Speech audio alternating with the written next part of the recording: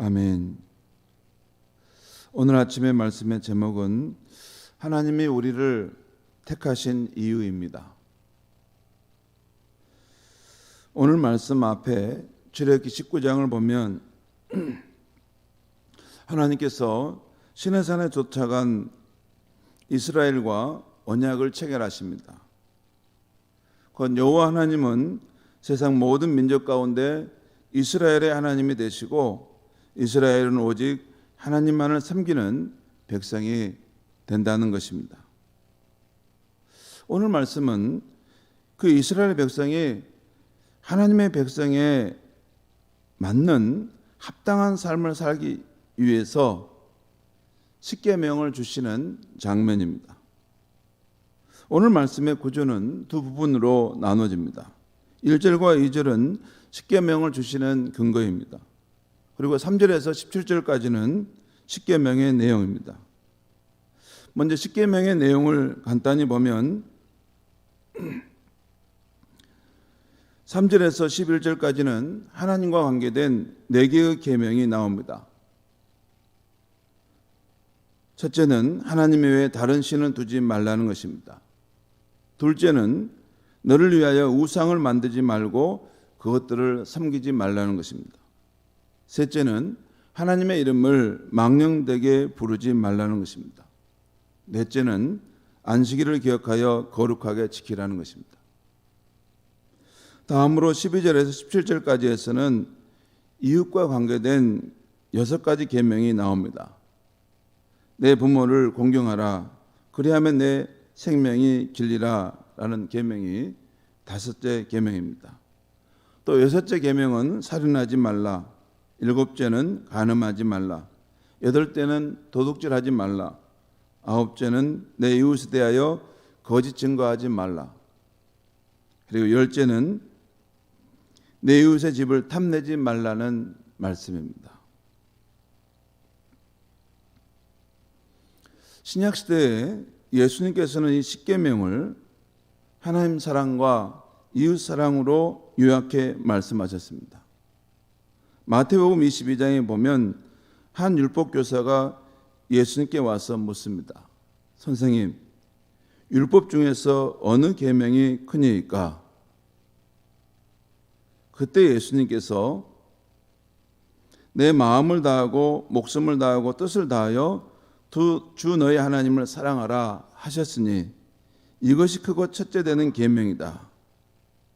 둘째도 그와 같으니 내 이웃을 내 자신과 같이 사랑하라 하셨으니 이 두 계명이 온 율법과 선지자의 강령이니라. 강령이란 말은 핵심, 골자라는 뜻입니다. 구약에 많은 하나님의 계명이 있고 또 십계명이 있지만 특별히 십계명을 보면 그 십계명 안에는 2가지가 나와 있다는 것이에요. 내 마음을 다하고 목숨을 다하고 뜻을 다하여 주 너의 하나님을 사랑하라 하셨으니, 하셨으니란 말은 이 과거의 그 십계명을 근거로 해서 바로 이 하나님을 사랑하라는 것이 있다는 것입니다. 이것이 첫째 되는 계명이라는 것이죠. 그리고 둘째는 내 이웃을 내 자신과 같이 사랑하라는 것입니다. 그러면서 예수님 말씀하시되 이 두 계명이라는 말은 십계명의 전체를 이 두 계명으로 하나님 사랑과 이웃 사랑으로 정리하신 것이죠. 이 두 계명이 율법의 핵심이다라는 것이에요.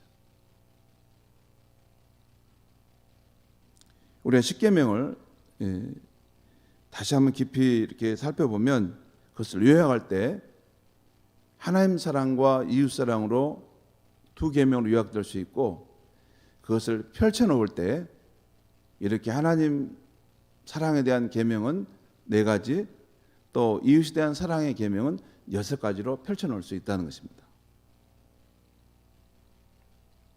곧 너희 하나님을 마음과 목숨과 뜻을 다해 사랑하라는 것과 내 이웃을 내 자신과 같이 사랑하라는 것입니다. 이 말씀은 신약시대의 영적 이스라엘이라 할 수 있는 우리 성도들에게 주신 말씀이기에 우리는 이 두 계명을 늘 마음에 품고 실천하며 살아가야 하는 것입니다. 오늘 아침에 우리가 살펴보고자 하는 것은 하나님의 백성들이 십계명을 실천해야 할 근거가 되고 있는 1절과 2절 말씀입니다. 1절과 2절 말씀을 제가 읽겠습니다. 하나님이 이 모든 말씀으로 말미암아 이르시되 나는 너를 애굽 땅 종되었던 집에서 인도하여 낸 내 하나님 여호와니라. 나는 너를 애굽 땅 종되었던 집에서 인도하여 낸 너의 하나님 여호와다. 이 말씀은 이스라엘 백성들이 왜 하나님이 주신 계명을 실천해야 하는지를 그 이유를 제시하고 있는 것입니다. 그 이유는 여호와 하나님께서 너를 애굽 땅 종되었던 삶에서 해방시켜 주신 분이라는 것입니다. 오늘 신약시대 우리 크리스천의 삶을 비교해 보면 하나님도 예수 그리스도의 십자가에서 우리를 죄와 세상의 염려와 죽음으로부터 해방시켜 주셨습니다. 더 이상 이제 죄의 사슬에 또 죽음의 두려움 가운데 살아갈 필요가 없습니다. 우리와 함께 하시는 그 성령님으로 인해서 우리는 계속해서 죄를 이겨갈 수 있을 것이고 또한 죽음도 능히 이길 수 있는 우리가 될 것입니다. 성도 여러분, 보잘것없는 이스라엘이 어떻게 이 땅에 하나님의 선민이 되었는가 생각할 때 우리는 출애굽기뿐만 아니라 창세기까지 거슬러 올라가서 한번 생각해 봐야 합니다. 어떻게 보잘것없는 그 이스라엘이 그 큰 애굽 나라의 변방에 살던 한 무더기도 안 되는 그 소수의 몇 사람들이 결국 이렇게 번성해서 한 민족을 이루고 특별히 하나님의 선택받은 백성이 될 수 있었을까? 그 역사 속에서 그들에게 어떤 일이 있었는가 한번 늘 생각해 봐야 하는 것입니다. 신명기 7장에 보면 하나님께서 이스라엘을 택하신 이유를 이렇게 말씀하고 있습니다. 우리 신명기 7장 6절에서 8절 말씀을 우리 한번 같이 찾아보겠습니다. 오늘 말씀 우리 펴보겠습니다. 신명기 7장 6절에서 8절 보면 하나님의 이스라엘을 택하신 이유가 나와요. 신명기 7장 6절에서 8절까지 말씀을 제가 읽겠습니다. 신명기 7장 6절에서 8절까지 말씀을 제가 읽겠습니다. 너는 여호와 내 하나님의 성민이라. 내 하나님 여호와께서 지상 만민 중에서 너를 자기 기업의 백성으로 택하셨나니 여호와께서 너를 기뻐하시고 너희를 택하심은 너희가 다른 민족보다 수요가 많기 때문이 아니니라. 너희는 오히려 모든 민족 중에 가장 적으니라. 여호와께서 다만 너희를 사랑하심으로 말미암아 또는 너희 조상들에게 하신 맹세를 지키려 하심으로 말미암아 자기의 권능의 손으로 너희를 인도하여 내시되 너희를 그 종되었던 집에서 애굽 왕 바로의 손에서 속량하였었나니. 9절 처음까지 보겠습니다. 그런즉 너는 알라. 이 사실을 알라는 것이에요.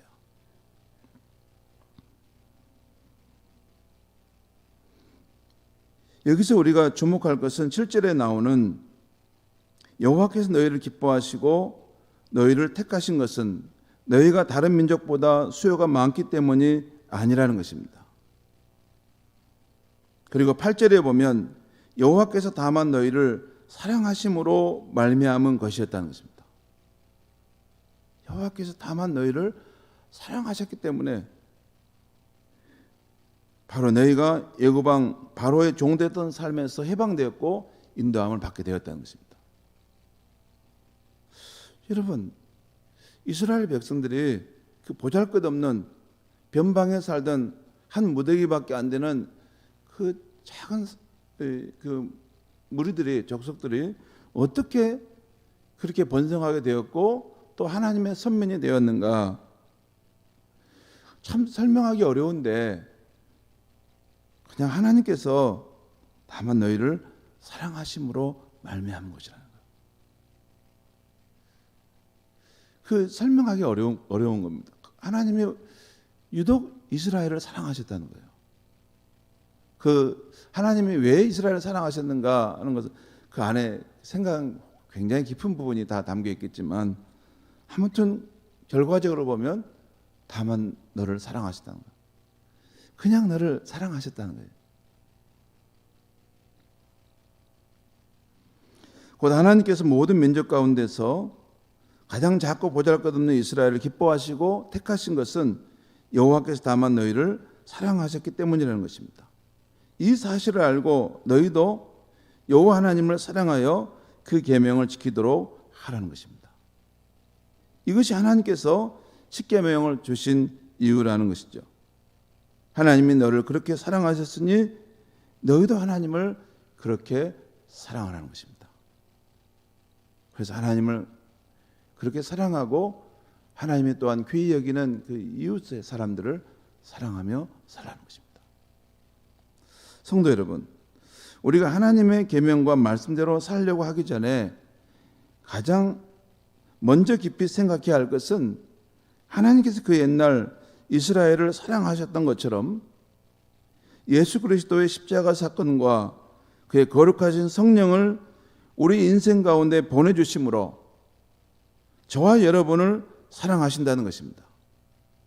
지금도 하나님은 한결같이 저와 여러분을 사랑하십니다. 마치 우리가 햇빛과 공기 속에 잠기고 살면서도 또 이것이 우리 생명에 너무나 소중한 것임에도 이게 무한정 부어지고 있기 때문에 그 가치를 잃어버리고 사는 것처럼 하나님의 사랑은 우리 가운데 햇빛처럼 계속 비춰오고 있고 그 사랑에 안에서 우리가 살아가는 백성임에도 우리가 그 사랑을 놓칠 수 있는 것입니다.